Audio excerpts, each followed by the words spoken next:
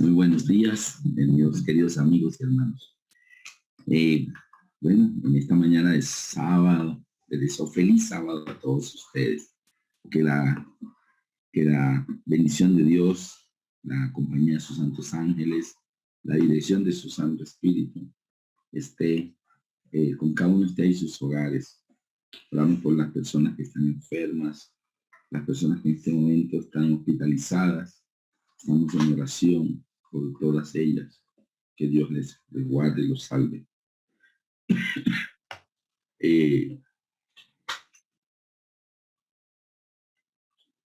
Vamos a analizar una frase que dijo Jesús y que yo he visto que la hemos interpretado de una forma no como debería ella ser. Y esa frase de Jesús la encontramos en Mateo 16, 21 al 27, aunque la frase que vamos a analizar está más adelante. Mateo 16, 21 al 27. Dice, para que todos lo encuentren. Mateo 16, 21 al 27. Dice de la siguiente manera: desde entonces comenzó Jesús a declarar a sus discípulos que le era necesario ir a Jerusalén y padecer mucho de los ancianos y de los principales sacerdotes y de los escribas, y ser muerto y resucitar al tercer día. Jesús anunció 4 cosas ahí. Era necesario que él fuera a Jerusalén, padecer mucho por parte de los escribas, los fariseos y los sacerdotes, ser muerto y resucitar al tercer día. De esas 4 cosas, había una de ellas extraordinaria: ir a Jerusalén. Él ya había ido a Jerusalén muchas veces. Padecer mucho de los fariseos, los escribas, los sacerdotes. Eso se sabía. Ellos andaban buscando oportunidad para aprenderle. Ser muerto. Bueno, aunque es algo terrible, es algo que ocurre a menudo, pero que una persona resucite 3 días después de su muerte, eso cuando se había visto. Entonces, Pedro, tomándole aparte, comenzó a reconvenirle diciendo: Señor, ten compasión de ti, en ninguna manera esto te acontezca. No debes ir a Jerusalén, no, mira, es peligroso, te andan buscando, te quieren matar. Pero parece que él no escuchó la última parte. Pareciera que Pedro había dicho: ven acá, Señor, ¿tú vas a resucitar? ¿Cómo? No preguntaron por ese cuarto punto. Se concentraron en los 3 primeros. En la muerte de Jesús: no vaya, te van a matar, esa gente te odia, mira que han puesto espías para capturarte, lejos de ti que vayas a Jerusalén. Todo se concentró en la cuestión de impedir que Jesús fuera a Jerusalén. Pero nadie le preguntó por la resurrección. Nuestros oídos a veces solo escuchan una parte. Las cosas buenas, demasiado buenas, pareciera que las tomamos tan irreales que decimos: no, de eso bueno no dan tanto, y la echamos a un lado, la desechamos como si no, pero está ahí. Y a mí me pasó. Estaba yo trabajando en un proyecto de construcción en una isla hermosa de Colombia que se llama San Andrés. Y estábamos allá, ya yo llevaba 3 meses y medio allá, y mi jefe viajó a Bucaramanga. Y cuando él viajaba, a mí no me gustaba porque me tocaba encargarme de todo. O sea, él me decía: bueno, usted tiene que supervisar esto, o sea, hacer lo que él hacía más lo mío. Me encargaba cosas, entonces yo quedaba recargado. Quedaba con la gran responsabilidad de toda la obra mientras él iba. Y ese viernes recuerdo que llevamos a la asociación unos documentos, y la secretaria me dice la secretaria: Alberto, me dice la secretaria: Alberto, el jefe suyo llamó y dijo que tienes que ir al aeropuerto a recoger a una persona ¿verdad? Que él envió unas cajas de unas muestras de materiales. Y yo dije, ¿quién es la persona? No dijo. ¿Cómo que no dijo? Y yo ahora, ¿cómo hago para saber en qué vuelo llega? Tampoco dijo. ¿Cómo? ¿Y cómo voy a ir? Dice, pues no dijo, solo dijo que fueras. ¿Y cómo? O sea, no sé quién es el que viene, a quién voy a ir a recoger al aeropuerto, en qué avión llega tampoco. No, y era viernes, yo tenía muchas ocupaciones. ¿Y por qué mi jefe hace esto? ¿Por qué no especifica? ¿Por qué no dice las cosas con claridad? Y yo enojado porque me estaba poniendo ahora más trabajo. Y fuera eso, ir al aeropuerto a no saber ni a quién iba a recoger, ni en qué vuelo llegaba. O sea, mirar una vez a que ver aquí. Y no, que usted, esa persona la conoce, que cuando la vea usted sabe que es ella. No, yo me enojé mucho y le decía que hay irresponsabilidad, ¿por qué no da el dato exacto? Tal hora, tal vuelo, tal persona, ya, así se hacen las cosas. No, él no dijo nada. Entonces, el conductor de la camioneta de la obra que estaba conmigo dijo, ah, pues Alberto, él es el jefe y si nos mandó al aeropuerto es para allá a mirar a todo el que llega, pues vamos, igual es la orden que dio, no se estrese. Yo, bueno, está bien, vamos. Nos fuimos al aeropuerto y esperamos a que llegó un avión que venía de Bogotá, porque todos venían por Bogotá. Llega un avión de Bogotá y mirando a todo el mundo a ver a quién conocíamos. No, no conocíamos a nadie, pasó todo el mundo y nosotros nos quedamos ahí. Viene como a la hora, aterriza otro y mira, y yo ya, no. Yo perdí interés en el asunto, me puse a charlar con él. Cuando llegó el tercer vuelo, yo estaba de espalda. Ni siquiera tenía el interés de mirar quién viene, porque eso de decir a uno, vaya a esperar, no se sabe ni a quién, ni qué avión llega. Y yo estaba de espalda, pero el muchacho de la camioneta sí estaba mirando de frente hacia los pasajeros que llegaban. Y yo estaba mirando era para la calle. Y estábamos charlando amenamente ahí cuando mi amigo me dice, oiga Alberto, esa no es Alicia. Alicia es mi esposa. Y me dice, Alberto, esa que está allá no es Alicia. Y yo volteé, ¿dónde? Mírela, mírela. Allá, la que está allá. Yo, ¿dónde? Ahí, la de blusa rosada. Yo, ¿dónde? Mire, mi cerebro no la podía ver. Los ojos no ven lo que el cerebro no contempla. En mi cerebro, mi esposa está en Bucaramanga, está en un apartamento con niñas. Y como que, o sea, como yo no la, mi cerebro no entendía que ella estuviera ahí, yo no la veía. Y él me decía, ahí, la que se está riendo. Y yo, ¿pero dónde? Y yo miraba así, así para todos lados y no la veía. Hasta que me dijo, la que está al lado del policía. Entonces busca al policía. Policía, policía, ahí está el policía. Ahí estaba al lado. Mi esposa, muerta de la risa. Y yo cuando la vi, caminé hacia ella. Y ella pensaba que yo le iba a decir, mi amor, ¿sabes lo que le dije? ¿Tú qué haces aquí? ¿Tú qué haces aquí? Dice, ¿qué no te alegra de que haya venido? Yo salí de mi asombro ahí. Pero como mi mente, ella no estaba allá, sino en mi casa, estaba frente a mí a unos cuantos metros y yo no la veía. Yo no la veía porque cuando tú no concibes algo como real, tu cerebro lo anula. Así que yo creo que ellos escucharon, pero el cerebro no lo asimiló. Así que ellos solo oyeron, pasar hoy a Jerusalén, voy a padecer mucho de los fariseos, que somos sacerdotes, y morir. Y va a resucitar. No, eso es imposible, de eso bueno no dan tanto. O sea, para mí que mi esposa estuviera en San Andrés, cuando yo llevaba 3 meses y medio sin verla, era algo inconcebible.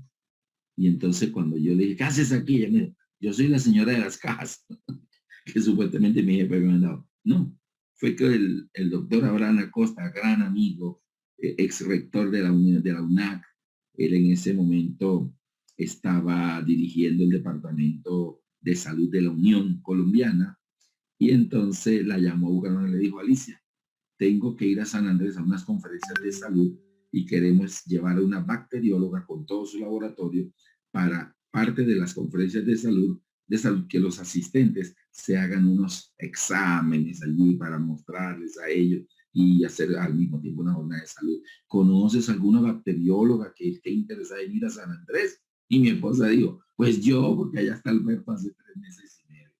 Y él lo hizo pues a propósito, él quería realmente era invitarla a ella. Y él le mostró eso. Así que si conocía alguna que quisiera ir. Y él dijo, pues yo.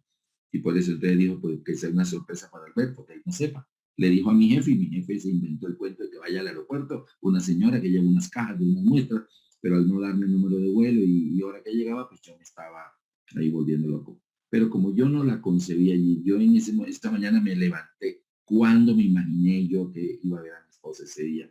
Si no estaba ni planificado, ni se podía. Muy bien. Bueno, aquí están los discípulos negando en su mente la resurrección. Esa parte como que no la, o si la entró por el oído, pero se salió por el otro. Pero lo que sí se les quedó fue, voy a Jerusalén, voy a padecer mucho y voy a morir. Así que no vaya, Señor, lejos de ti hacer esto. Entonces Jesús le dijo a Pedro, quítate delante de mí, Satanás, me eres tropiezo. ¿Por qué no pones la mirada en las cosas de Dios, sino en las de los hombres? A veces Satanás pone palabras en nuestros labios. Usted no sabe cuántas veces, no tiene usted ni idea cuántas veces yo he escuchado palabras de Satanás en labios de los hermanos. Hermanos que no se dan cuenta que están siendo usados por Satanás. Y dicen frases que parece que no las pensaran, pero afectan y dañan a otros allí en la iglesia. Satanás no desperdicia oportunidad en utilizar a aquel que baja la guardia y se deja utilizar. Y dice una palabra imprudente. Yo también las he dicho. Palabras imprudentes. Palabras que van en contra de el fortalecimiento espiritual de los demás. Así que Jesús le dijo, Pedro, te estás convirtiendo en un Satanás. Satanás. La palabra Satanás significa adversario. Así que le dice, Pedro, te volviste adversario mío. Yo tengo que hacer el plan de salvación. Y tú dices que no vaya. Si es que el Padre me mandó fue eso. Y tú no vayas, Señor, tú no puedes ir para allá, no te voy a dejar ir. Eres mi adversario ahora mismo. Entonces, y el adversario es Satanás. Y cuando nosotros nos convertimos en un adversario de los planes de Dios, tú estás dejando que Satanás te use. Tenemos que tener mucho cuidado, pensar antes de hablar. Ahora, entonces, versículo 24, y esta es la frase. Entonces Jesús dijo a sus discípulos, si alguno, individualmente, no si algunos, si alguno, uno individualmente, tú, si alguno quiere venir en pos de mí, ¿tú quieres ir en pos de Jesús? ¿Tú quieres seguir a Jesús? Bueno, si alguno quiere venir en pos de mí, niéguese a sí mismo, primer paso, tome su cruz, segundo paso, y sígame. ¿Quiere venir en pos de mí? Niéguese a sí mismo, tome su cruz y sígame. Entonces, aquí está esa frase que mucha gente dice, que cargamos una cruz. ¿Y qué es cargar tu cruz para algunos? La mayoría de nosotros hemos pensado que esa cruz es algo negativo, un sufrimiento que queda allí y que es de por vida. Para algunos es una enfermedad. Ay, esta es mi cruz, esta es la cruz que Dios me asignó a mí, este padecimiento que ya es crónico, que los doctores me dicen que no se cura, que solo tengo que tomar esta pastillita todos los días. Esta es mi cruz. Otros, una vez estábamos en la iglesia en Caramanga, nos quedábamos allí los sábados en la noche después de esos jóvenes charlando amenamente. Los padres de familia, mientras nuestros niños jugaban juegos sociales y charlando todos amenamente, cuando de repente dijo una hermana, ya me tengo que ir, ahí viene mi cruz. Y todos miramos y era el esposo que estaba llegando a buscarla. Ese es mi cruz, ese marido que me tocó a mí, ese es mi cruz. Entonces algunos creen que su cruz es una enfermedad, otros que la cruz es el marido, otros, bueno, esa es mi cruz. Y todos creen que esa cruz, que el Señor te asignó un sufrimiento para que tu carácter pueda ser pulido a través de ese sufrimiento. Y creen que esa es su cruz. Vamos a analizar qué significa, según la Biblia. Nieguese a sí mismo, tome su cruz y sigan para poder seguir a Jesús. Resulta que negarse a sí mismo tiene que ver con la peor de las batallas que tú puedes enfrentar. Tú puedes vencer a muchos. Puedes vencer muchas circunstancias. Mira, David venció al gigante Goliat. David venció el miedo. David venció la cobardía. Pero David no pudo vencerse a sí mismo. Cuando miró a Betsabé desde la terraza del palacio, él tuvo que enfrentarse a sí mismo. Tú contra ti. Es decir, negarse a ti mismo David tenía que haber dicho, uy, qué linda la mujer, es hermosa y se está bañando. Mire, no, ¿y ella quién es? No, se llama Betsabé. Y ella, no, ella está casada, pero el esposo está en la guerra. Ay, o sea que está sola. Y David tuvo que haber dicho, no, no, David, mirarse le puede decir, Afirma. no, no, no, ella está casada, ella tiene un esposo, eso sería adulterio, sería un gran pecado. No, no lo voy a hacer. Y enfrentarse David contra David y vencerse. Él venció al gigante Goliat, pero no se pudo vencer a sí mismo. Tiene que ver con los apetitos, todas estas cosas. Alejandro Magno, a los 18 años, recibió el reino de Grecia, de Macedonia, y, y venció todos los contrincantes que se le presentaron, venció todos los ejércitos y logró dominar todo el mundo a los 33 años, es decir, 15 años después. Alejandro Magno era dueño de todos los países del mundo. Había conquistado Egipto, había conquistado Mesopotamia, había conquistado la India, había conquistado todo, y todo lo había anexado al gran reino de Grecia. Venció a todos los guerreros, pero no se pudo vencer a sí mismo. Y él comenzó a beber y le dio cirrosis y se enfermó y se murió. Entonces, se enfrentó a todos y los venció, pero no se pudo vencer a sí mismo. Así que cuando llega la tentación, te tienes que mirar al espejo y tú tienes que decirte a ti mismo que no. Entonces, ¿quiere venir en pos de mí? Primer punto, niegues a sí. Enfréntate a ti mismo y derrótate tú mismo. Como José. José, cuando la mujer le dijo, ven, acuéstate conmigo, y mi esposo no está, ven, duerme conmigo.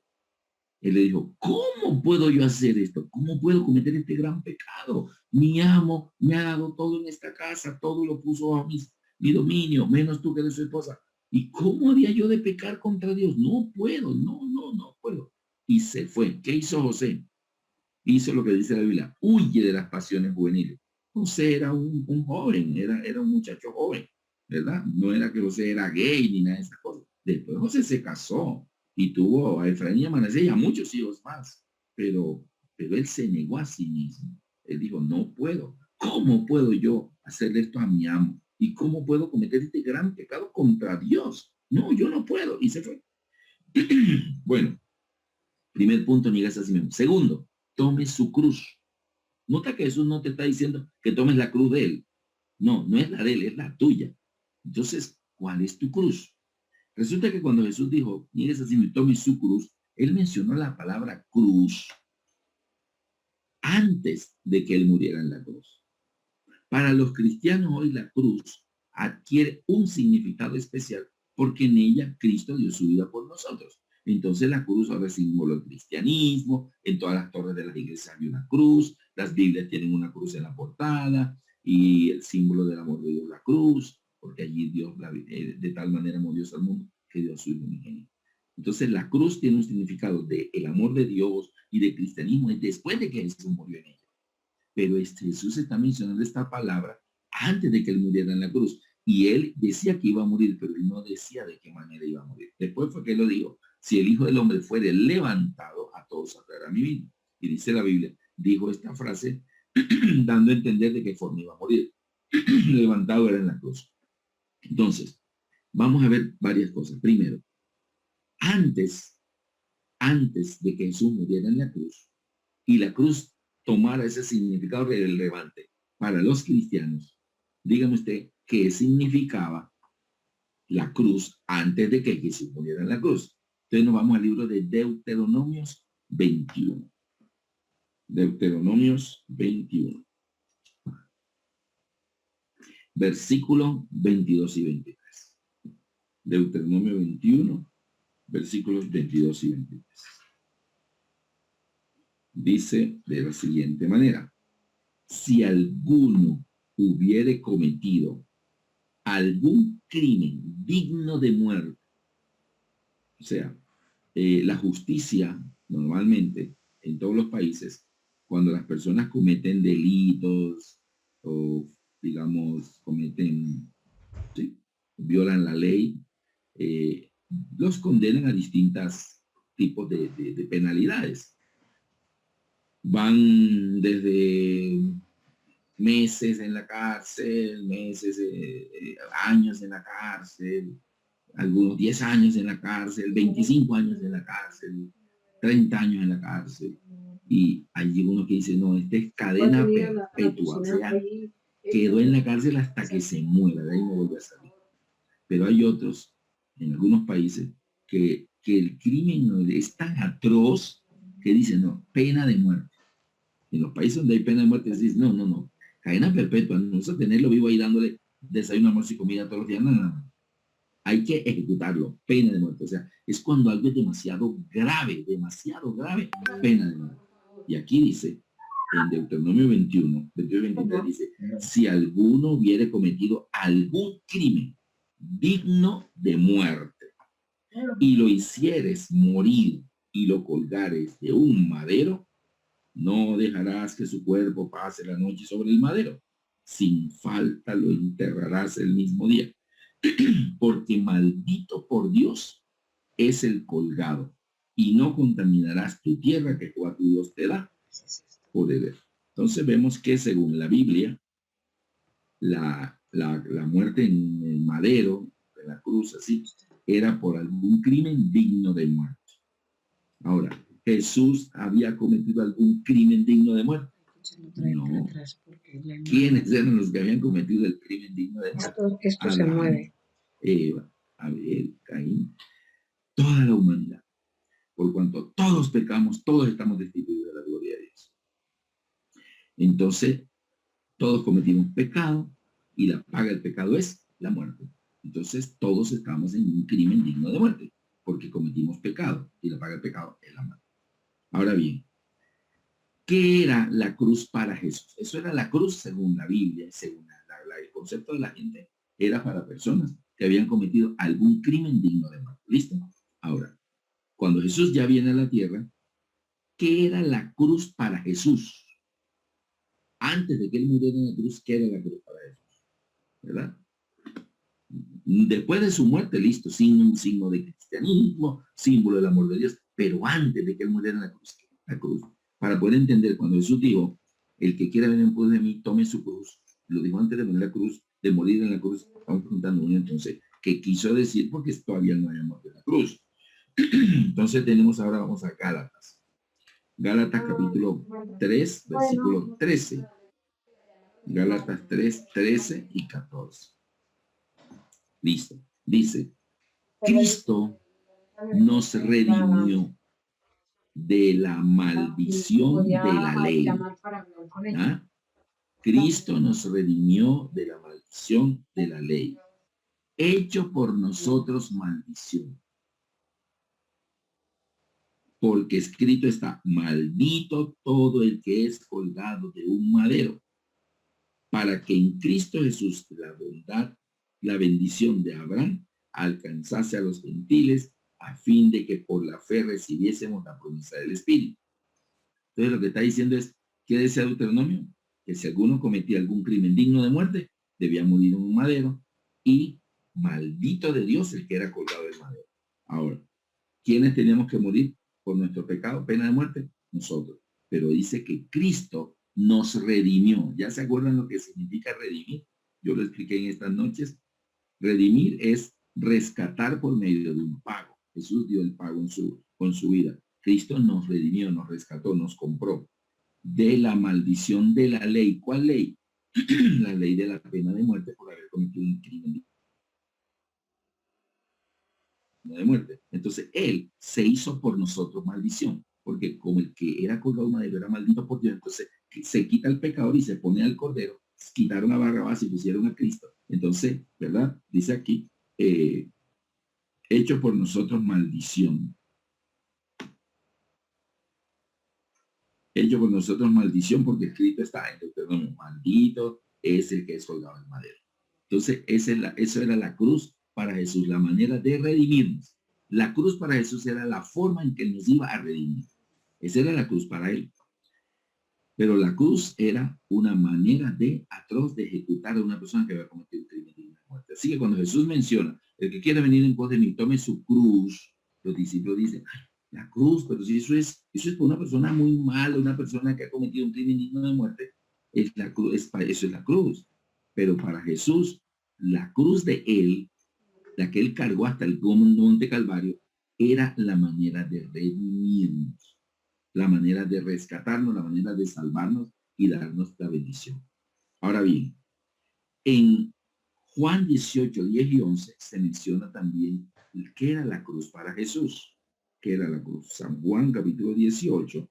Aquí es cuando ya Jesús está en Getsemaní, creo. Mateo 18. Mateo 18, ¿verdad? Mateo 18, versículo 10 y 11. Ok. Está Jesús en Getsemaní.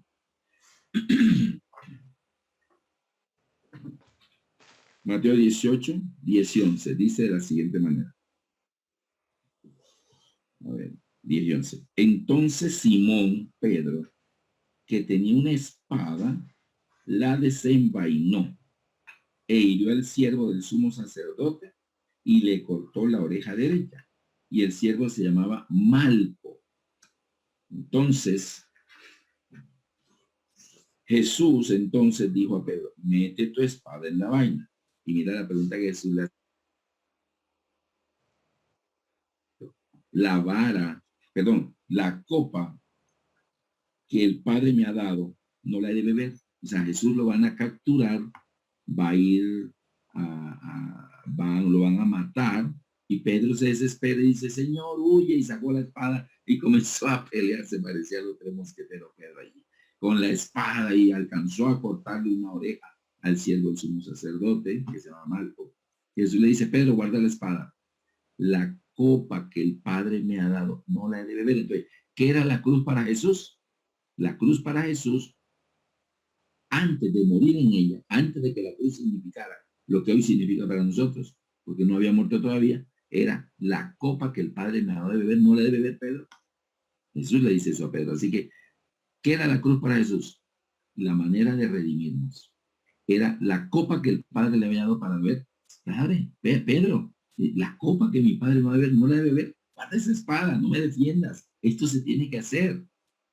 Bueno, ahora vamos a ver en Mateo 26, 51 al 54. Mateo 26, 51 al 54. Y aquí dice, más o menos el mismo episodio. Mateo 26, 51 y 54. Mismo episodio. Dice, pero uno de los que estaban con Jesús extendió la mano, sacó su espada. Era después de la oración de Getsemaní. Llega Judas, el traidor, con los soldados del templo.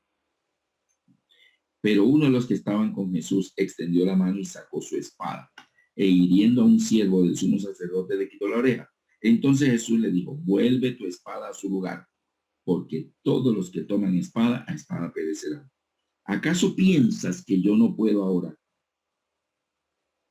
orar a mi Padre y que Él me daría más de 12 legiones de ángeles? 12 legiones de ángeles. Siempre que vean un número en la Biblia, traten de sacar cuentas para más o menos medir de qué está hablando allí. Una legión de soldados romanos eran aproximadamente 6,000 hombres, un poquito más de 6,000 hombres. Así que si una legión de romanos eran 6,000 hombres, vamos a suponer que la legión de ángeles también fueran 6,000. De pronto hasta son más, porque entonces yo le pediré a mi Padre 12 legiones de ángeles, o sea, 12 por 6,000. Estaríamos hablando de 72,000 ángeles. Eso está diciendo Pedro, ¿qué está haciendo? Guarda la espada. Los que toman espada morirán a espada. ¿Tú no crees que yo si quisiera irme, de no dejarme capturar, ahora mismo yo le pediría a mi Padre y él me daría más de 72,000 ángeles? Usted se imagina ese grupito que estaban ahí rodeando a Jesús, que se iban a llevar. Llegan 72,000 ángeles que hubieran hecho, no hacen nada. El ejército de Jehová es poderosísimo. Entonces, ahora dice, le pediré a mi Padre más 12 legiones de ángeles, versículo 54. Pero entonces, ¿cómo se cumplirán las escrituras de que es necesario que así acontezca? De que así se haga, ¿ves? Entonces, Jesús está diciendo que era necesario que él muriera porque era cumplir la escritura. La escritura decía, las profecías anunciaban cómo el Mesías nos iba a redimir. Era tomando nuestro lugar en la pena de muerte. Nosotros éramos los que teníamos que morir. Y la manera de redimirnos es nosotros nos quita y Él muere en lugar de nosotros. Nosotros éramos los que estábamos en maldición por el pecado, pero Él se hizo maldición por nosotros, como dice Gálatas 3, 13 y 14. Ahora, aquí en San Juan, capítulo 12, versículo 27, ahí vamos a encontrar la frase que te va a decir qué significa la cruz para Jesús. Entonces, la cruz era, antes de que Cristo muriera en la cruz, una maldición y era para aquellos que habían cometido un crimen digno de muerte. Luego dice que Jesús dice que Él nos redimió de la maldición de la ley, hecho por nosotros maldición, porque escrito está: todo aquel que es colgado un madero es maldito de Dios. Entonces Jesús tomó ese lugar tan horrible para quitarnos a nosotros y que nosotros fuéramos salvos. Y luego le dice a Pedro que la copa que mi padre me ha dado de beber no la debe beber Pedro. Y en Juan 12, 27, San Juan 12, 27, a ver, aquí está. Está en una situación así, San Juan 12, 27. Jesús llega al momento, ya hizo los 3 años y medio de ministerio, ya predicó, sanó, enseñó grandes, maravillosas enseñanzas, todo. Entonces llega el momento ya, el momento de que al día siguiente él va a morir. Y dice aquí, en el 12:27, San Juan 12:27, dice: ahora está turbada mi alma. ¿Qué diré? Estoy muy triste, estoy acongojado, estoy deprimido, estoy acongojado. Ahora está turbada mi alma. ¿Y qué diré? Padre, sálvame de esta hora. Mas para esto he llegado a esta hora. Mira la frase que se está diciendo. O sea, ya él sabe que ya viene la cruz, que ya viene esa muerte horrible, ese momento terrible que él iba a vivir. Y él dice: ya llegó la hora. Como dice en Juan 17, no, Padre, la hora ha llegado. Pero entonces él le dice: ok, ya llegó el momento, llegó la hora. ¿Qué pido? ¿Y qué digo aquí? O sea, lo que yo le pido a mi padre me lo da. Pero ¿qué le pido ahora? ¿Qué le pido? Padre, sálvame de esta hora. Sí, que para esta hora fue que yo vine. O sea, yo vine fue a esto. ¿Y cómo le digo que me salve de esto si yo vine a esto? Para esta hora fue que yo nací en este mundo. Para esta hora es que yo vine. Entonces, si es así, dígame, a ver, escríbame en el chat. Escríbame en el chat. ¿Qué creen ustedes que era la cruz para Jesús? Según esta frase. Está turbada mi alma. ¿Qué diré? ¿Qué le pido a mi Padre? Le diré: Padre, sálvame de esta hora. Así que para esta hora fue que yo vine. Yo vine fue a esto. Entonces, alguien que me diga y escriban en el chat. ¿Qué creen ustedes que era la cruz para Jesús? A ver, vamos a leer. Vamos a leer. A ver, ¿quiénes están por aquí?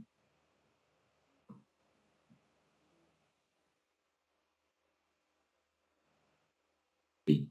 Bueno, me dice el pastor que pueden activar el micrófono. A ver, conversa. A ver, ¿quién me dice? ¿Qué dice Walter? ¿Qué dice Luz Marina? Ligia, me alegra saludarte desde Perú.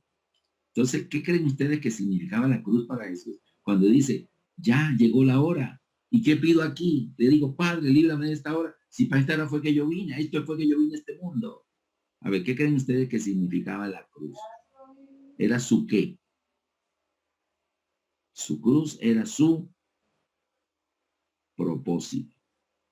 Era el para qué él había venido a este mundo. La cruz de Jesús era su propósito. Su propósito de para qué fue que él nació. Cuando Juan Bautista lo presentó en Jordán, 3 años y medio atrás, cuando apenas iba a iniciar sus 3 años y medio de ministerio, dijo: he aquí el Cordero de Dios que quita el pecado del mundo. Es más, cuando él nació, muchos creen que nació en un pesebre porque, era pobrecito. Era tan pobre, tan pobre, tan pobre Jesús, que nació no en una cuna, como todos los bebés, en un pesebre. No, Jesús no nació en un pesebre por pobre. En los pesebres, cuando las ovejas o las cabras estaban embarazadas, preñadas, y ya estaban en los días de dar a luz, el pastor no la sacaba con el resto de las ovejas. La dejaba allí en el redil, la dejaba en el pesebre, para que en el momento que llegara, ella estuviera en un sitio seguro y tranquila y pudiera dar a luz la cría o las crías que tuviera. Entonces, en los pesebres nacían los corderos.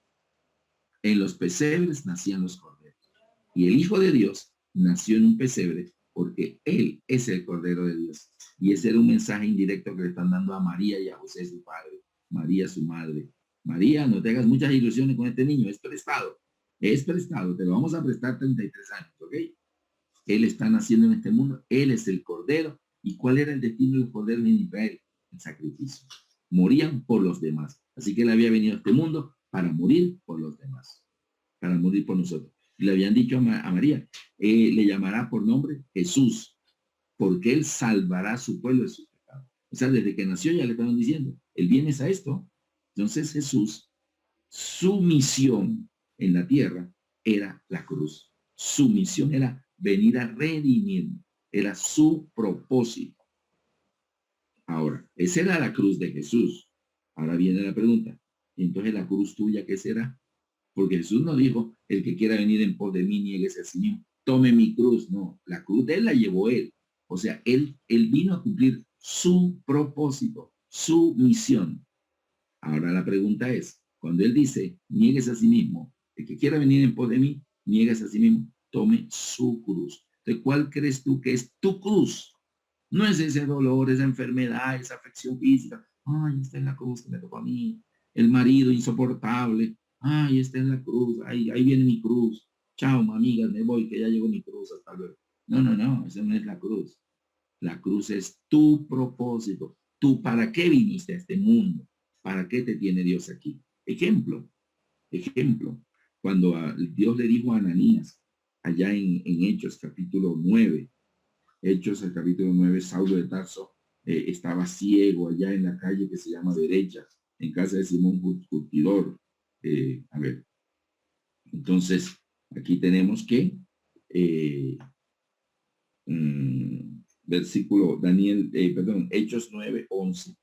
Y el Señor le dijo, Ananías, bueno, en el día dice, había entonces nada más un discípulo llamado Ananías, a quien el Señor dijo en visión, Ananías, y él respondió, aquí, Señor. Y el Señor le dijo, levántate y ve a la calle que se llama Derecha, y busca en casa de Judas a uno llamado Saulo de Tarso, porque aquí que él ora y ha visto en visión un varón llamado Ananías, o sea, tú, que entra y le pone las manos encima para que recobre la vista. Entonces Ananías respondió, Señor, he oído mucho acerca de este hombre, cuántos males ha hecho a tus siervos, a tus santos en Jerusalén, y aún tiene autoridad de los principales sacerdotes para prender a todos los que invocan tu nombre.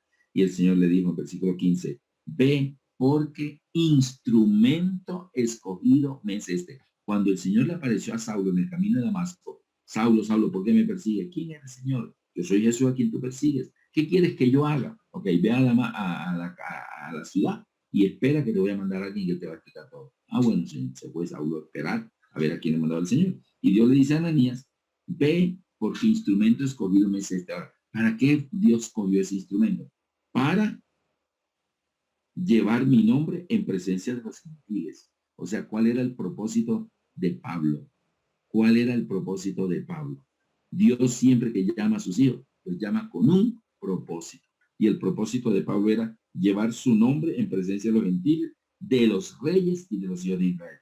Entonces, es llamado con un propósito. Cuando Samuel llegó a las planicies de Belén, allá a la casa de Isaí, le dijo, mira, necesito hacer un culto, un sacrificio, necesito que reúnas a todos tus hijos, porque Dios le había dicho, de entre ellos me voy a escoger al nuevo rey. Y cuando él demuestra que es David, dijo, ese es, únelo porque ese es. Y él le dijo, mira, Dios te ha escogido como el nuevo rey de Israel. Y vertió el aceite sobre su cabeza, quedó ungido, separado para un uso especial. Propósito, ser rey. ¿Ves? Entonces Dios siempre tiene un propósito para cada uno de sus hijos. Siempre tiene un propósito para cada uno de sus hijos. Ninguno es llamado solo para estar ahí sentado en la banca de la iglesia. Todos tenemos un propósito. Yo recuerdo aquel hombre que dijo, yo quiero ir al medio de la naturaleza, allá en medio de la selva, donde está el mundo natural, y yo quiero ver si puedo encontrar muestras del maravilloso amor de Dios y de la sabiduría de Dios, no naturales, porque la naturaleza la creó Dios. Y se fue allá a una excursión y de repente vio que venía una zorra, y la zorra venía y de repente la zorra pisó una trampa Y la trampa son unos aros de hierro con dientes y cuando la zorra pisó, ¡pah!, se cerró así y le atrapó la patica delantera y la zorra chillaba y atrapaba esas cosas de hierro muy fuertes, eso no se puede abrir. Y la zorra chillaba y atrapada y ella comenzó a jalar su pata, a jalarla y los dientes de hierro desgarraban las carnes y sangraba hasta que la sacó, toda la piel así desgarrada. Entonces, cojeando y chillando, la zorra se fue a la sombra de una gran piedra y ahí se echó. El hombre miraba desde unos matorrales allá diciendo, bueno, es animal, ella es depredadora, ella solo puede comer si persigue a las presas, las alcanza y las caza, pero cojeando no va a alcanzar a nadie. O sea, ¿cómo va a matar si ella está cojeando? O sea, está condenada a muerte. En eso viene un tigre y el tigre viene andando así y vio a la zorra ya echadita, lamiéndose su patica herida y el tigre dio media vuelta y se fue. Y el tigre cazó una liebre, pero no la comió, sino que la agarró con sus dientes y la trajo en la boca y se la echó ahí a la zorra y se fue. Y la zorra comenzó a comer y decía, wow, increíble cómo Dios hace esto. Qué manifestación del amor de Dios. Si eso hace Dios por una zorra y que le trajo comida ahí, ¿verdad? Ahora, ¿cuánto más hará por mí que soy un hijo de Dios? ¿Cuánto más hará por mí que soy un hijo de Dios? Entonces, el hombre se fue para su casa y se encerró. Si Dios le mandó ese tigre a esa zorra, imagínate que es un animalito del campo, si ves, ¿cuánto más hará por mí que soy un hijo de Dios? Voy a esperar aquí que Dios me mande comida.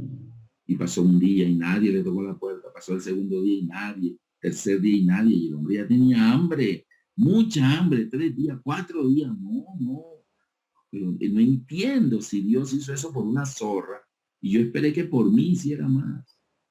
Salió, dijo, no, tengo que ir a buscar comida por mi propia cuenta. No es el amor de Dios como yo lo había creído. Y se fue decepcionado. Pero en la calle se encontró con alguien que tenía una Biblia en la mano.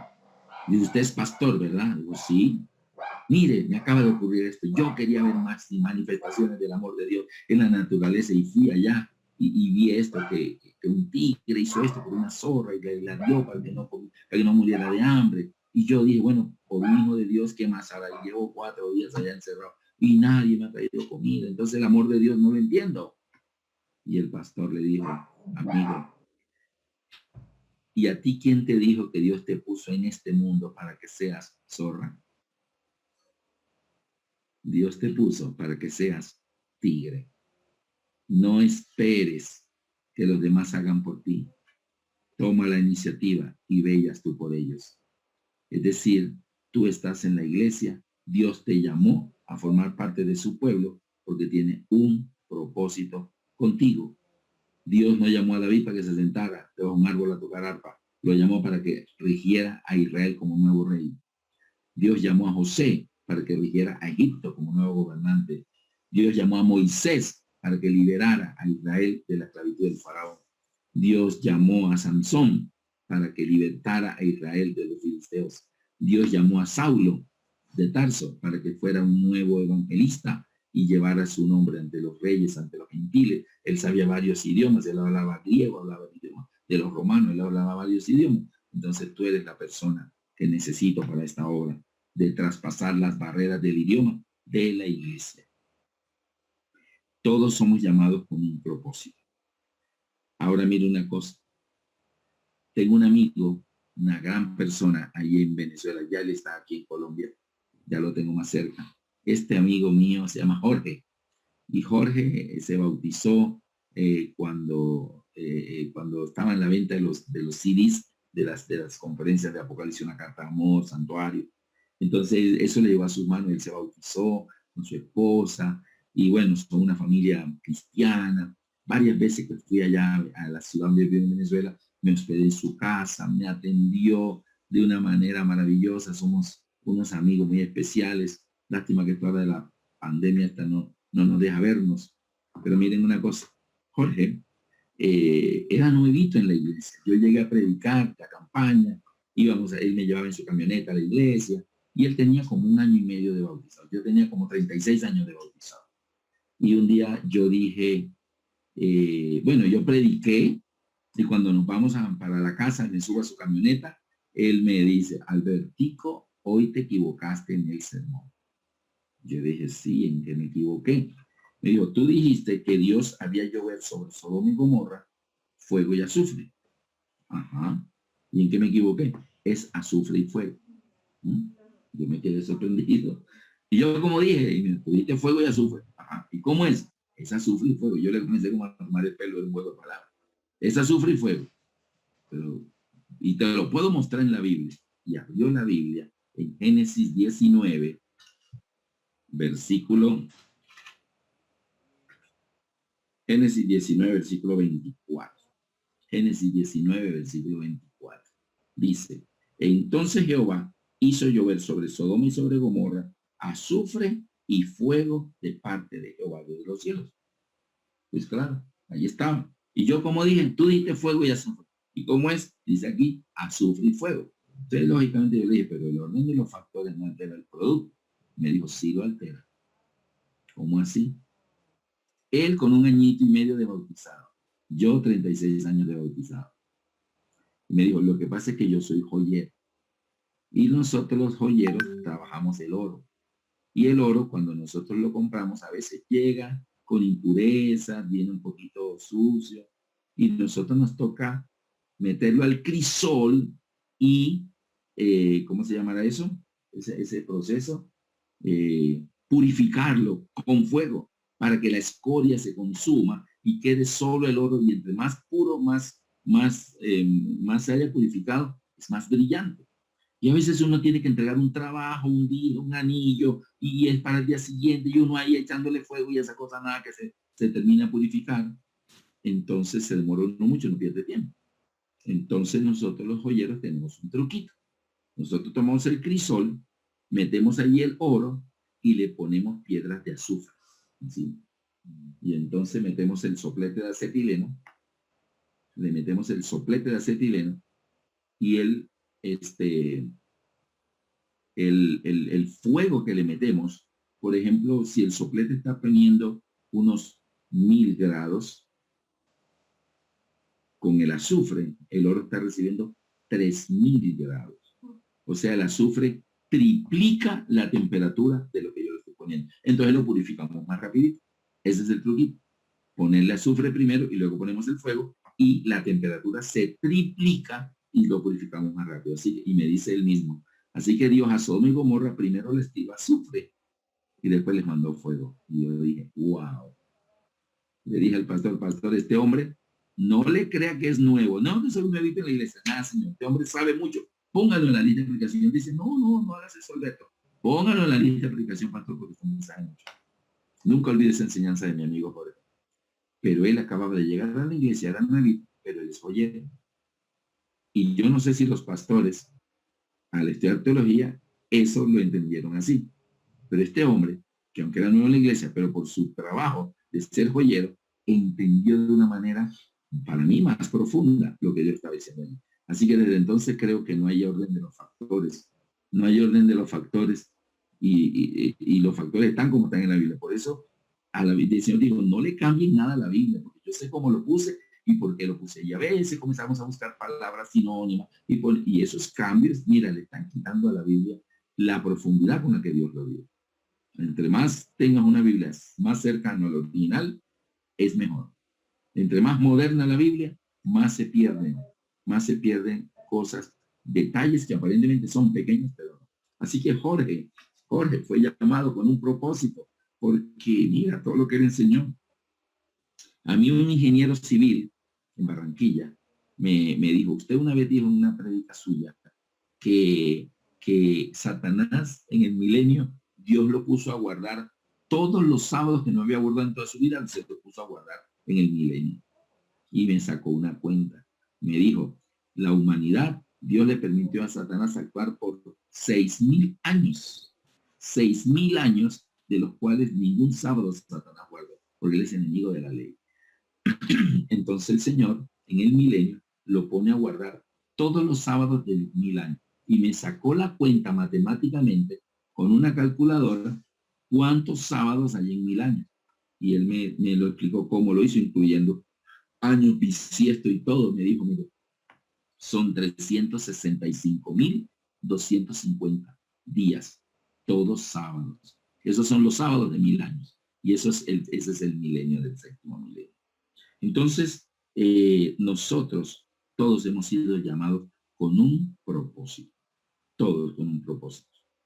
Cuando José le dijo a sus hermanos, cuando su papá murió en Génesis 50, los hermanos le dijeron, José, nuestro padre dijo cuando aún vivía, díganle a José que no le vaya a hacer nada. Entonces ellos todavía creían que José se iba a vengar de ellos. Y de pronto dijeron, él no ha hecho nada por papá. Mientras papá esté vivo, él no nos va a hacer nada. Pero cuando muera, ay, sí se va a desquitar. Y fueron donde José y se arrodillaron. José, no nos hagas nada. Ya nuestro padre murió. Ahora puedes hacer con nosotros lo que tú quieras. Dice que José se puso a llorar viendo cómo sus hermanos todavía guardaban en su corazón el temor de que él fuera a vengarse de él. Entonces José les dijo, vosotros pensasteis mal contra mí, mas Jehová lo encaminó a bien. O sea, yo vine aquí con un propósito.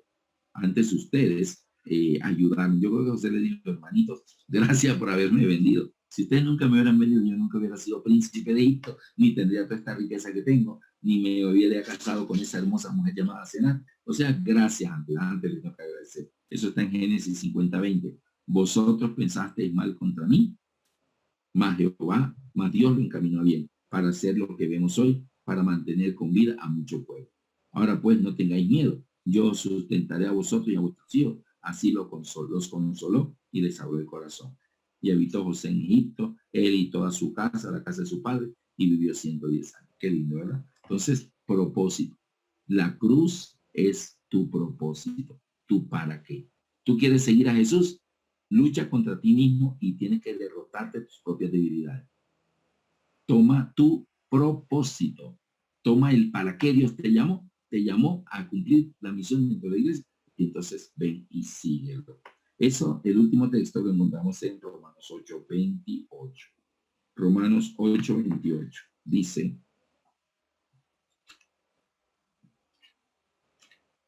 Romanos 8:28. Todo lo que Dios hace tiene un propósito y todos los que son llamados por Dios a formar parte de su pueblo tienen un propósito. Romanos 8:28 dice, y sabemos que a los que aman a Dios, todas las cosas les ayudan a bien. Esto es a los que conforme a su propósito son llamados. Todas las personas son llamadas con un propósito. ¿Se acuerdan de aquel niño que dormía en el templo? Que era el ayudante del sacerdote Elí. Era un niño pequeñito. Y entonces Dios en la noche le decía, Samuel, Samuel. Y él se levantaba y iba donde Elí. ¿Tú me llamaste? Y Elí dijo, no, yo no te he llamado. Ah, bueno, ve y vuelve a acuéstate. Al ratico, Samuel, Samuel. Y otra vez venía a Elí. ¿Tú me llamaste? No, yo no te he llamado. ¿Qué es lo que? No, yo escucho que dicen Samuel, Samuel. Y entonces Elí entendió, dijo, este es Dios que lo está llamando. Cuando escuches esa voz que te dice, tú dices, heme aquí. Es Dios que te está llamando. Ah, bueno, y el niño volvió y se acostó. Y otra vez Dios le dijo, Samuel, Samuel, y le dijo, heme. Y ese niño fue llamado por Dios a ser el profeta de Israel. Entonces, si ustedes buscan en la Biblia, ninguna persona vino al pueblo de Dios solamente para sentarse en la banca de la iglesia cada sábado y decir qué bonito estuvo el programa. Y por eso encontramos en 1 de Pedro 2:9 que dice de nosotros, además de que a los que aman a Dios todas las cosas ayudan a bien. ¿Pero por qué ayudan a bien? Porque Dios te llamó con un propósito. Dice 1 de Pedro 2:9, más vosotros sois pueblo escogido, igual que Saulo, ¿ves? Igual que Samuel, igual que David. Tú hoy, en pleno siglo XXI, tú eres pueblo escogido, real sacerdocio, nación santa, pueblo adquirido por Dios. ¿Cómo te adquirió Dios? Por el sacrificio de la cruz, porque Jesús cumplió su propósito aquí en la tierra, era la cruz. Y él decía, yo no puedo evadir esto. O sea, si yo nací fue para esto, a esto vine este mundo. Este es mi cruz. Mi cruz es mi propósito. Pero tu propósito es otro. Entonces tu cruz es tu misión con la que Dios te ha llamado acá. Entonces, tú eres pueblo escogido, eres real sacerdocio, nación santa. Pueblo adquirido por Dios, ¿para qué? para que anunciéis las virtudes de aquel que os llamó de las tinieblas a su luz admirable. Todos ustedes tienen talento, algunos son médicos, abogados, ingenieros, algunos son amas de casa, saben de la educación de los hijos. Mira qué tremendas enseñanzas nos podría dar una ama de casa en su experiencia con los niños, ¿verdad? Porque no es lo mismo ella que pasa todo el día con los niños a nosotros que nos vamos al trabajo y cuando llegamos solo estamos un ratito al día con los niños. Entonces, ella nos podría enseñar mucho, mucho, mucho de los niños. Propósito. Así que tu cruz no es el sufrimiento que tienes, ni la enfermedad, ni el marido insoportable. No. Tu cruz es tu misión. ¿Cuál es tu misión en estos momentos? ¿Para qué crees tú que Dios te llamó a la iglesia? Mira, hay hermanos que tienen tremendos talentos administrativos, tremendos talentos administrativos para que la iglesia saque más beneficios la unión hace la fuerza. Hay hermanos que tienen talentos musicales, hay hermanos que tienen talentos en la predicación, hay hermanos que tienen talentos estratégicos, o sea, ellos saben hacer planes estratégicos. Hay hermanos de la iglesia que es el don de ellos es de repente misioneros, son muy misioneros, les gusta encontrar nuevos interesados para que entonces la iglesia le asignan a usted, mira, hay una persona que está interesada. Yo le dije que íbamos a mandar a alguien, vaya usted de descubrir, pero él dice que los anda buscando y los encuentra. No sé, pero tú tienes un propósito, el propósito con el cual Dios te ha llamado. Entonces descubre tu propósito y cúmplelo, porque cuando Cristo venga te va a decir, bueno, yo te llamé fue para esto, te llamé para esto, mientras Moisés fue llamado para sacar a Israel de Egipto, o Josué fue llamado para meter a Israel en Canaán. Fíjate, propósitos diferentes. ¿Está bien? Entonces, estoy feliz de haber estado con ustedes en esta semana de Amanecer con Cristo y espero que oren a Dios y digan, Señor, tú me llamaste. ¿Qué quieres? Saulo lo preguntó, Señor, ¿qué quieres que yo haga? Pregúntale, Señor, ¿para qué me llamaste? Y entonces cumple tu propósito y entonces sigues a Jesús. Amén. Vamos a terminar. El pastor va a tener la parte de la oración por las, digamos, por las peticiones.